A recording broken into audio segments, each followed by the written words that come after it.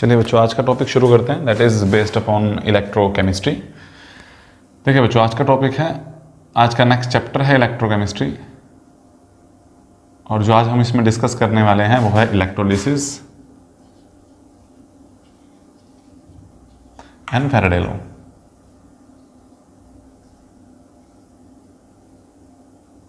तो पहले समझते हैं बच्चों इलेक्ट्रोकेमिस्ट्री है क्या। देखिए, आप केमिस्ट्री के अलग अलग ब्रांचेस पढ़ेंगे, तो इलेक्ट्रोकेमिस्ट्री वो ब्रांच है जो इलेक्ट्रिसिटी और केमिकल एनर्जी, इलेक्ट्रिकल एनर्जी और केमिकल एनर्जी के इंटर कन्वर्टिंग की बात करती है। यानी कि कैसे हम केमिकल एनर्जी को इलेक्ट्रिकल एनर्जी में कन्वर्ट कर सकते हैं। जो हम करते हैं बच्चों, जैसे हम बैटरीज यूज़ करते हैं, उसमें हम यही करते हैं। सबसे पहले इलेक्ट्रिकल एनर्जी बैटरीज के अंदर रिएक्शन करती है, जो केमिकल एनर्जी उसमें स्टोर करती है, और बाद में जब उसकी डिस्चार्जिंग होती है तो वही केमिकल एनर्जी इलेक्ट्रिकल एनर्जी में कन्वर्ट होती है।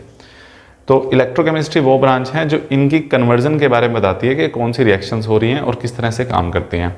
इलेक्ट्रोकेमिस्ट्री से पहले ना आपको छोटी सी चीज़ समझनी है, that is conductor.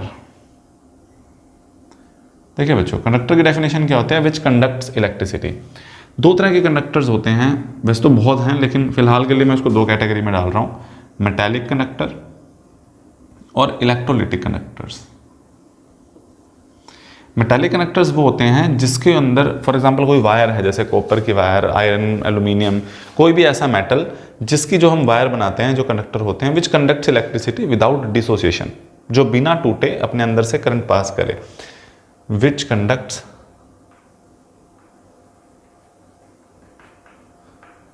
Without dissociation, जो बिना टूटे इलेक्ट्रिसिटी कंडक्ट करते हैं। और इलेक्ट्रोलिटिक कंडक्टर्स क्या होते हैं? जो डिसोशिएट हो जाते हैं, विच डिसोशिएट्स।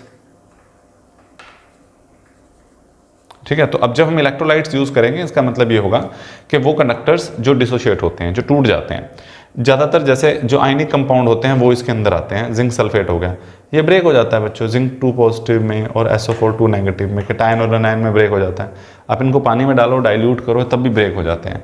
तो इलेक्ट्रोलाइट्स क्या होते हैं? जो डिसोशिएट हो जाते हैं, और मेटालिक कंडक्टर होते हैं जो डिसोशिएट नहीं होते। तो जो हम आज इलेक्ट्रोकेमिस्ट्री पढ़ने वाले हैं, वो सारे का सारा जो टॉपिक है वो इलेक्ट्रोलिटिक कंडक्टर्स के ऊपर बेस्ड है। तो समझते हैं इसके बारे में, विच डिसोशिएट्स। तो अब देखते हैं कि इलेक्ट्रोलाइट्स होते क्या हैं।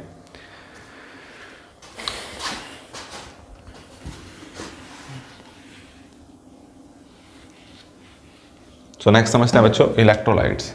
सो इलेक्ट्रोलाइट्स की क्या डेफिनेशन थी? विच डिसोशिएट्स, सिंपल, विच डिसोशिएट्स, उन्हें इलेक्ट्रोलाइट्स बोलते हैं। इलेक्ट्रोलाइट्स की फर्दर दो कैटेगरीज हैं बच्चों, स्ट्रॉन्ग इलेक्ट्रोलाइट और वीक इलेक्ट्रोलाइट्स।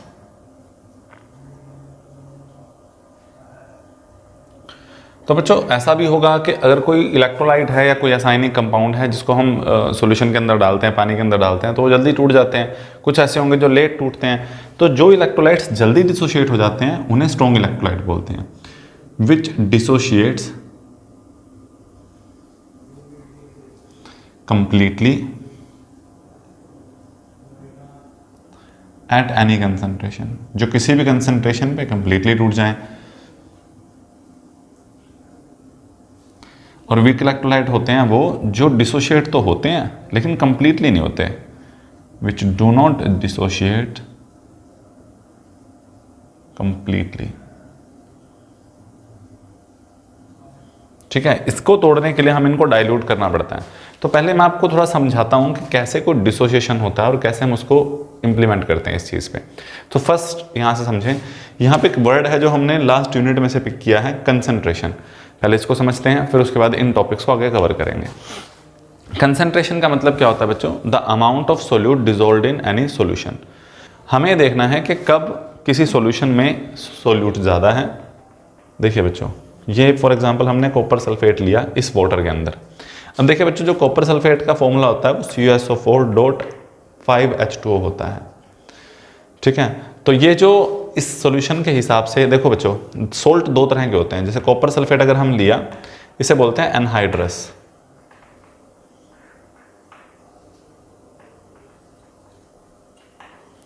एनहाइड्रस का मतलब है ये अभी ड्राई है, ये इसके साथ वाटर का कोई कनेक्शन नहीं है, एब्जॉर्ब नहीं किया इसने वाटर को, और इस केस में क्या मतलब होता है, हाइड्रेटेड, हाइड्रेटेड सोल्ट है ये। तो जब हमने कॉपर सल्फेट को 5 वाटर मॉलिक्यूल के साथ लिया तो कॉपर सल्फेट ब्रेक हो जाता है कॉपर 2 पॉजिटिव और SO4 2 नेगेटिव में। इस तरह से बच्चों ये कैसे होता है, कुछ इस तरह से सिचुएशन होती है, कॉपर 2 पॉजिटिव SO4 2 नेगेटिव, ऐसे ही कॉपर 2 पॉजिटिव SO4 2 नेगेटिव।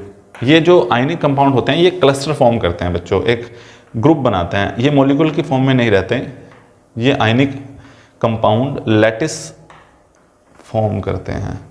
तो इस तरह से इनका लैटिस है, आगे पीछे ऊपर नीचे दाएं बाएं, ये मॉलिक्यूल इस तरह आयंस इस तरह से अरेंज हुए हुए हैं। अब क्या होता है, जैसे ही वाटर मॉलिक्यूल इसके पास आते हैं, वाटर जो है वो इस तरह से HOH ये स्ट्रक्चर है इसका, हल्का सा पॉजिटिव इधर नेगेटिव, तो ये नेगेटिव क्या करता है, इस पॉजिटिव को अपनी तरफ अट्रैक्ट करता है और इस आयन को बाहर ले आएगा। ऐसे अगर हम सल्फेट की बात करें तो सल्फेट इस पॉजिटिव हाइड्रोजन की तरफ जो स्लाइटली पॉजिटिव है इसकी तरफ अट्रैक्ट होता है और ये इसको बाहर ले आएगा। थोड़ी देर में सिचुएशन क्या हो जाती है कि कुछ ये सिचुएशन बन जाती है बच्चों, कॉपर 2 पॉजिटिव ये आयन है, इसके चारों तरफ वाटर मॉलिक्यूल इकट्ठे होने शुरू हो जाते हैं।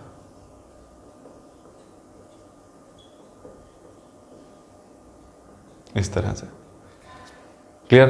तो ये जो आयन है इसके चारों तरफ एक पोलर कंपाउंड आके जुड़ गया और ये इसको ऐसा फील ही नहीं होने देता कि ये किसी नेगेटिव आयन के एब्सेंस में है। इस प्रोसेस को बोलते हैं हम सोल्वेशन ऑफ आयन। इस वजह से जो आयन है वो डिसोशिएट होता है वाटर के अंदर और सेपरेट होना शुरू हो जाता है। ठीक है बच्चों, तो यानी कि हमें कॉपर सल्फेट का एक मॉलिक्यूल तोड़ने के लिए 5 मॉलिक्यूल ऑफ वाटर चाहिए। तो अब यहाँ से हम इस कंसेप्ट को समझते हैं कि स्ट्रॉन्ग और वीक इलेक्ट्रोलाइट क्या होते हैं। तो ये थोड़ा सा आपको अंदाज़ा लग गया होगा कि कैसे ये मॉलिक्यूल ब्रेक होते हैं और क्यों पानी हमें चाहिए या क्यों सॉल्वेंट हमें चाहिए उनको डिसोशिएट करने के लिए, अदरवाइज वो ब्रेक ना हो। तो देखिए बच्चों यहाँ से आगे, जैसे इसको मैं हटा देता हूँ, इसको ही हटा देता हूँ सारे को।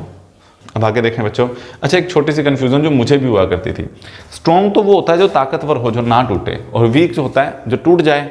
लेकिन यहाँ तो डेफिनेशन उल्टी है, स्ट्रॉन्ग क्या है, जो जल्दी टूटता है, डिसोशिएट अर्ली इजीली।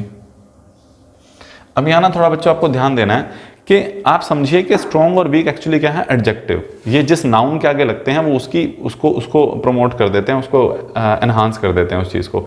इलेक्ट्रोलाइट क्या है, टूटने वाली चीज़। स्ट्रॉन्ग क्या होगी, जल्दी टूटने वाली। इलेक्ट्रोलाइट क्या है, टूटने वाला। वीक क्या होगा, वीक टूटने वाला, कम टूटने वाला। ठीक है, तो आप इसको इस तरह से याद रख सकते हैं। अदरवाइज क्या होगा, जब आप लेक्चर प्रॉपर्ली नहीं सुनते, एग्जाम में स्ट्रॉन्ग इलेक्ट्रोलाइट आ गया, आपको लगता है स्ट्रॉन्ग तो वही होगा ना जो ना टूटे आसानी से। तो प्लीज इस चीज़ का भी आप ध्यान रखें। वीक इलेक्ट्रोलाइट क्या होते हैं, जो डिसोशिएट होते हैं एट इनफाइनाइट डाइल्यूशन,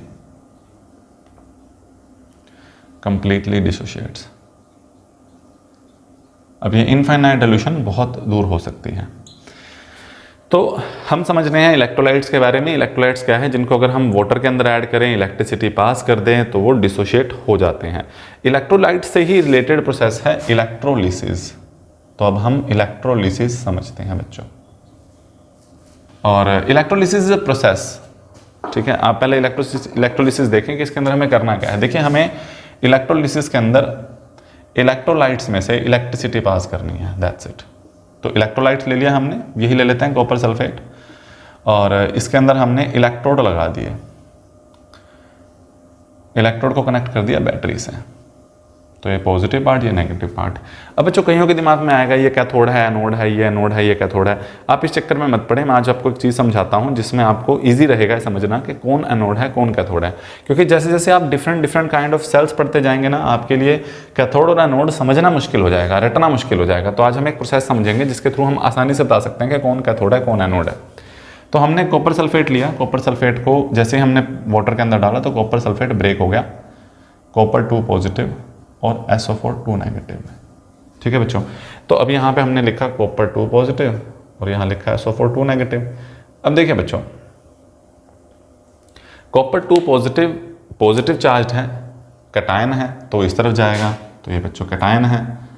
अगर पता है अच्छी बात है, नहीं पता तो मैंने एक स्पेशल रीज़न की वजह से इसको यहाँ लिखा है। और SO4 2 नेगेटिव एनायन है, ये इस तरफ जाएगा। अब देखिए बच्चों, कैटायन जिस तरफ जाता है वो कैथोड होता है। I am repeating it, cation जिस तरफ जाएगा वो कैथोड होगा, यानी कि ये जो एंड है, और सॉरी इलेक्ट्रोड जो है वो कॉपर के हैं यहाँ पे। तो कॉपर 2 पॉजिटिव कॉपर के इलेक्ट्रोड की तरफ गया, और ये क्या है अब, कैथोड। कैथोड क्यों आया, क्योंकि कैटायन इस तरफ जा रहा है। तो हम सबसे पहले समझेंगे कैथोड पे क्या रिएक्शन होती है। कैथोड पे क्या होगा बच्चों, कॉपर 2 पॉजिटिव कॉपर के पास जाएगा। अब कॉपर 2 पॉजिटिव कैटायन है, एब्सेंस ऑफ इलेक्ट्रॉन है इसके पास। तो अगर इसको 2 इलेक्ट्रॉन मिल जाएं यहाँ से, क्योंकि बैटरी का नेगेटिव एंड है, नेगेटिव एंड हमेशा इलेक्ट्रॉन पास करता है, तो यहाँ से इलेक्ट्रॉन इसको दे देता है। कॉपर 2 पॉजिटिव को 2 इलेक्ट्रॉन मिलते हैं और ये कॉपर बनाते हैं। अब देखो बच्चों, ये एक आयन था, आयन है तो आयन फ्रीली मूव करते हैं, लेकिन अगर वो किसी जगह डिसोशिएट हो गए, किसी जगह चिपक गए और वो एटम में कन्वर्ट हो गए। अब एटम जो होते हैं ये फ्रीली मूव नहीं करते, इनको एक जगह फिक्स होना होता है। तो कॉपर के जो एटम है वो कन्वर्ट होके आयन से एटम में कन्वर्ट होके यहाँ डिपॉजिट होना शुरू हो जाएंगे, तो यहाँ चिपकना शुरू कर देंगे। तो ये पहली प्रोसेस है, इसको बोलते हैं बच्चों प्राइमरी चेंज। कॉपर एटम में कन्वर्ट होना और डिपॉजिट हो जाना, ये प्राइमरी चेंज है। अगर इसके अंदर कॉपर जो डिपॉजिट हुआ ये किसी और से कंपाउंड बना ले, कोई और रिएक्शन कर ले, तो वो सेकेंडरी चेंज कहलाएगा। ठीक है बच्चों, तो फिलहाल के लिए ये है प्राइमरी चेंज। चलिए अब देखते हैं एनोड पे क्या होता है। ऑब्वियसली एनोड रहा, एनोड क्यों है, क्योंकि इस तरफ एनायन जा रहा था, तो एट एनोड। अब एनोड पे क्या हो रहा है बच्चों, SO4 2 नेगेटिव, ये जाएगा कॉपर इलेक्ट्रोड पे, कॉपर के साथ रिएक्ट करेगा और ये बनाएगा कॉपर सल्फेट प्लस 2 इलेक्ट्रॉन। हम देखें बच्चों, ये 2 इलेक्ट्रॉन किसने दिए, सल्फेट ने तो नहीं दिए, कॉपर ने दिए, क्योंकि कॉपर का यहाँ पे चार्ज कितना है +2, SO4 का तो अभी भी 2 नेगेटिव था। तो एक्चुअली में रिएक्शन है ये। तो देखो अब यहाँ उल्टा हो रहा है, यहाँ से एटम जो है वो आयन में कन्वर्ट हो रहा है। तो आप खुद अंदाजा लगा सकते हो कि धीरे धीरे यहाँ से ये कॉपर रिमूव होना शुरू हो जाएगा और यहाँ डिपॉजिट होना शुरू हो जाएगा। और ये प्रोसेस हम प्योरीफिकेशन ऑफ मेटल में भी यूज़ करते हैं। मान लो इधर आपने इम्प्योर कॉपर ले लिया, इधर प्योर कॉपर लिया, तो यहाँ से सारा इम्प्योर कॉपर निकल के इस पर डिपॉजिट होना शुरू हो जाता है। तो ये जो प्रोसेस है यहाँ जो हम समझते हैं, इसका नाम इलेक्ट्रोलिसिस है। इसके अंदर कैथोड और एनोड पे 2 रिएक्शन हो रही हैं। कैथोड के केस में क्या हो रहा है कि जो कैटायन है हमारा वो कैथोड पे जा रहा है, 2 इलेक्ट्रॉन ले रहा है और कॉपर बना रहा है। एनायन जो है वो एनोड पे जाता है और वहाँ पे वो 2 इलेक्ट्रॉन लूज करता है। अब थोड़ा यहाँ से समझते हैं बच्चों। तो अगर मैं इसको क्लियर करूँ, देखिए बच्चों, इस सारे को हटा देता हूँ, मुझे सिर्फ ये रिएक्शन आप ध्यान से देखना बच्चों। इस रिएक्शन के हिसाब से जो कॉपर है वो 2 चीज़ें रिलीज करेगा, एक तो कॉपर 2 पॉजिटिव और दूसरा 2 इलेक्ट्रॉन। वो 2 इलेक्ट्रॉन कहाँ गए, वो यहाँ गए। ठीक है, तो हमें इस प्रोसेस में ये भी समझाना होता है कि इस सर्किट के अंदर करंट कैसे चल रहा है। करंट कैसे चल रहा है, इलेक्ट्रॉन यहाँ से मिल रहे हैं और यहाँ से रिसीव कर रहे हैं। इसका मतलब करंट कैसे चल रहा है, इस तरफ, यानी कि बैटरी के डायरेक्शन में करंट चल रहा है। Hence it is a conductor. ये कंडक्ट करता है किस बेसिस पे, आयंस की मूवमेंट के बेसिस पे। तो अगर हम एक कंसेप्ट समझें, थोड़ा इसको ध्यान से समझें, तो एक्चुअली में देखो बच्चों हो क्या रहा है, इसको मैं अब एक अलग तरीके से समझाता हूँ कि इस तरफ कॉपर 2 पॉजिटिव है, कॉपर है सॉरी, दोनों इलेक्ट्रोड कॉपर के हैं, ये बैटरी है। तो क्या होगा, डायरेक्ट कॉपर यहाँ से ब्रेक होकर इस पर डिपॉजिट हो रहा है। ठीक है, ये कॉपर है, ये भी कॉपर का इलेक्ट्रोड है, यहाँ से टूटेगा कॉपर 2 पॉजिटिव में और ये 2 इलेक्ट्रॉन यहाँ छोड़ देगा। यही 2 इलेक्ट्रॉन इसको यहाँ मिल जाएंगे और ये वाला एटम जो है वो आके इसके ऊपर, आयन जो है इसके ऊपर आके डिपॉजिट हो जाएगा। ठीक है बच्चों, तो मूवमेंट किसकी हो रही है, कॉपर टू कॉपर ही मूवमेंट हो रही है और प्योरीफिकेशन में भी ये प्रोसेस यूज़ की जाती है और यही आपको समझना भी है। यानी कि इलेक्ट्रोलाइट्स के अंदर जो इलेक्ट्रिसिटी कंडक्ट करते हैं, इलेक्ट्रिसिटी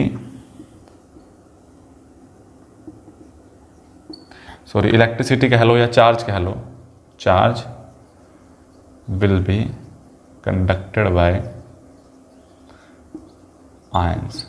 तो आयंस कंडक्ट करते हैं इलेक्ट्रोलाइट के केस में। ठीक है बच्चों, तो ये था इलेक्ट्रोलिसिस की प्रोसेस। इसमें प्राइमरी और सेकेंडरी चेंजेस मैं दोबारा समझाता हूँ। प्राइमरी चेंज वो होते हैं जब हमारे एटम जो हैं या आयंस में टूटते हैं, आयंस एटम्स के अंदर कन्वर्ट हों, तो प्राइमरी चेंज है। अब जो ये बने हैं प्रोडक्ट, ये किसी के साथ रिएक्ट कर दें, वो सेकेंडरी चेंज है बच्चों। तो अब आगे देखते हैं फैराडेज लॉ।